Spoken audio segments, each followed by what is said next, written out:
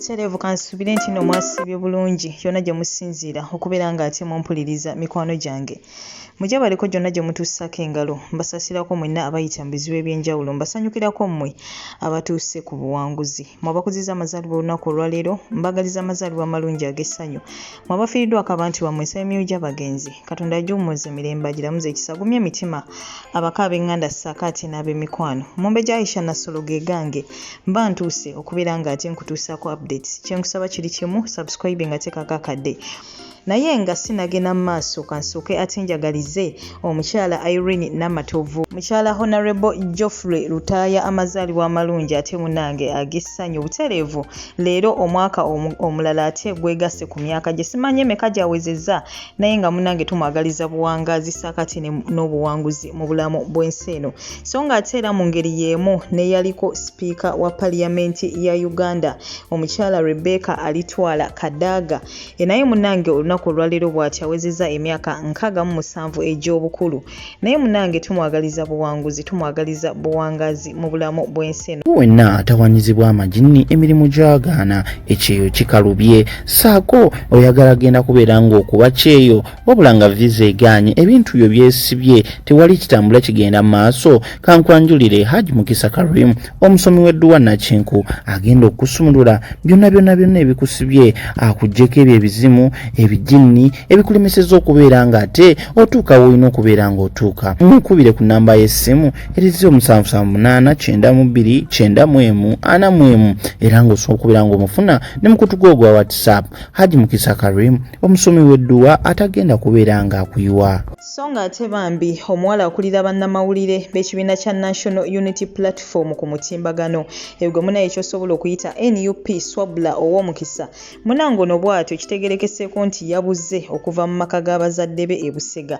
Bino nno munange we bibeereddewo nga waliwo n'omuwagizi era w'ekibiina kye kimu Nambozo Shuki naye bw'atyo yabuze n'omwana omuwere. Tebannamanyikwa mayitire gaabwe wa gye bali naye nga munaye katusabe yonna gye bali babeere balamu era balabike nga munange tewali ate kibi kibatuusiddwako. Yes, so nga ate ebyo tubitadde ku bbali etujjukira omuvubuka Simple K ono munange yavaayo ne yeekolera erinnya mu kubeera nga munange ye taata w'omwana wa full figure Jennifer.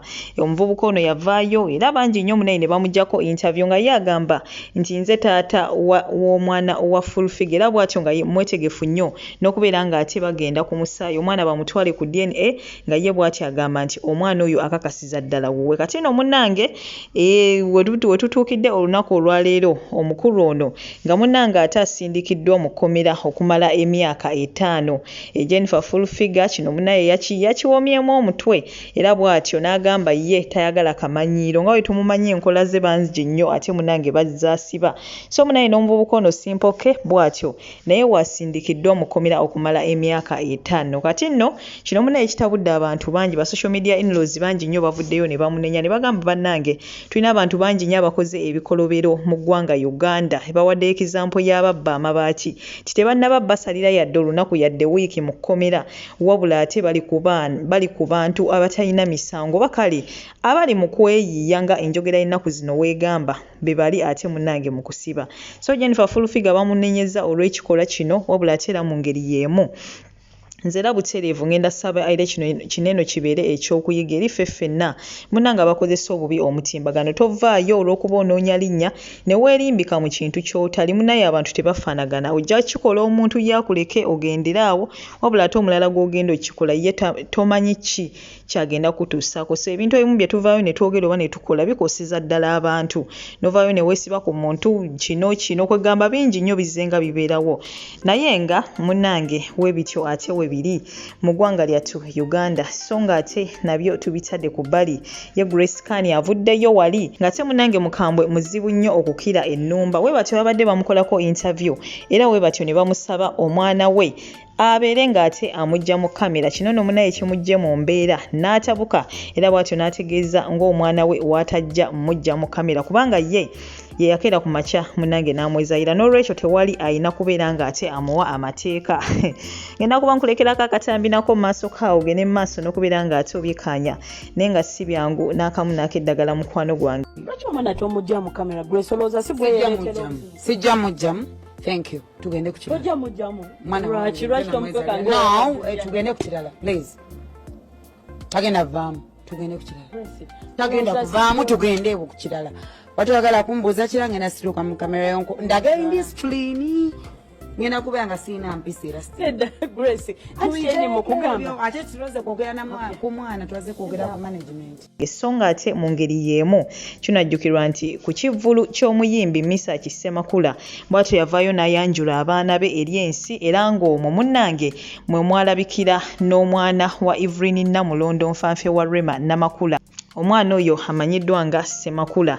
Munnange ekyo kyayogeza bangi nnyo obwama bangi ne beebuza ne bagamba bannange Evelyn Namulondo bulijjo omwana gwalina wa Misa Kisemakula wabula ate we tutuukidde olunaku olwaleero nga munnange papa Misa Kisemakula yavuddeyo dda bino n'abikiliyalinga yavuddeyo bw'atyo n'ategeeza ti bantu bangi nnyo abamuyita taata era bambi n'omwana ono ye si yamuzaala naye ate mukwano nnyo gwa mutabani we Shadraka kale n'olwekyo yabadde tasobola kubeera ng'ate ayanjula abaana be ye n'amuleka ebbali kubanga n'ebiseera ebisinga bambi naddala mu luwummula ng'avudde ku ssomero ebiseera ebyo abimala mu maka ge kale ye n'agamba nti omwana ono amutwalira ddala nga owuwe we yakeera ku makya n'azaala kale ndowooza munnange ba social media in-laws kino eno tukitegeredde ddala bulungi ddala genda kuba nkulekerako akatambi kenako maaso kaawo gene maaso n'okubeera ng'ate munnange obyekaanya yes so ng'ate ebyo tubitadde ku bbali ye Susan Makula era nga bulijjo we twamumanyiira okubeera ng'ate avaayo n'atuwa obujulizi ne ku mulundi guno munnange ayina ate obujulizi obulala bwaleese ngenda kuba nkulekerako akatambi ogende maaso n'okubeera ng'ate okekkaanya agamba nti munnaye ye maama we ye yeezaalisa era mbu bagenda okuyita abasawo nga ye munnaye yamuzadde dda n'amuteeka wali bingi nnyo byayongerezzaako wabula nga bwe bagamba nti lubaale w'omulamu tasamirirwa ate n'akuddira mu luyimba bw'atyo taluwoomya ngenda kuba ate nkulekerako akatambi ke kugende maaso n'okubeera ng'ate obyekkaanya. Goodbye for now toseetuka. Yes, ffenna tubeerako ebiri negative bingi nakati nabimpulira ebitambula binsese byansesezza naye ebyo bibaamu kakati nina mutabani wange kakati bambi omwana oyo Semakula bw'obujjukira n'erinnya nerabira ne muyita Katende omwana oyo mukwano gwa Shadraka nnyo tine bwe kuba kuwumula awumulira wange era bw'obanga obeera nnyo ku papaazi bwe bayira mu holiday nga bakola tomulaba nga ajja n'akola n'aweereza abantu so I'm a father of many kyobola bulijjo bwe mumbuuza ebibuuzo bina abaana bamekambagana nina abaana mbuuza waki kunze nina abaana bangi abampita taata abampita gwe kakati ompita kojja nzikuga ndi that parental figure everywhere kakati omwana azze n'abaana n'emikwano gye good enough naye waluga omwana azze n'emikwano gye kakati mwagala nzire ku stage ngambya nti ate ono yesi wange olwomba ntegeera mba nina amagezi nzikulwange mwana wange taata we mutyaba muto wange muganda wange okitege Travis mutyaba so bwe baba banoonye ekirala kuba muntu birungi biyinza okuba nga bibaddewo bingi nga abuliddwayo akali negative naga atugire kano kama yebazibwe mugamba ki obujulizi bw'amakula babusalaasalamu aba ne babutambuza ne debate n'etandikira awo omuntu asobola atya okuba nga akugjeeyo akusasudde emyezi nene omugana ekintu kino nga tekitambula oli mukwano gwange naye sikuwulira kubeera mwami wange ne mukita mu mirembe temuli mpite muli kintu kyonna abantu babuuza nti abagagga babata osobola okuleka ebyensi ebintu mbadde recently gundi mami wange ngamba naye kimanyi tobeerangako mwana waki sagala gamba ntalo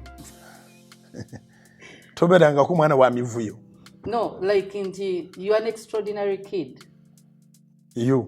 Yes. Mami said so. Nangamba kuva ku lubutolo waliwo ebyali bikulwanisa. Kyali yange nagikubyako ey'okuzaalibwa. So, naye nenza okuzaalibwa nti ye ng'amanyi ali fine. Era ali waka akola mirimu gye. Yalina mu kisenge ng'alongoosa olubuto ne lumuluma n'ansindikira mu nju. Omusawo teyazaalira mu ddwaliro. Yeezaalisa. Era agenda oyita sisita wange omukulu ajja amuyambeko ng'amaze okuzaala. Nange kanjogere nga b'ennaku zino.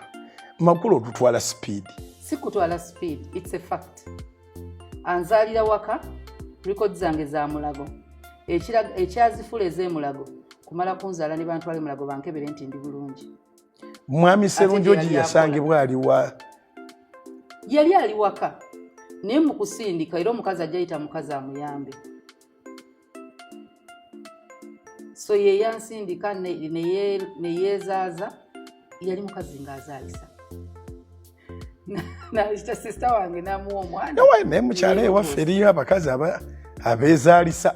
Kisoboka edda kyalinga kisoboka. So you are an extraordinary kid. Yes.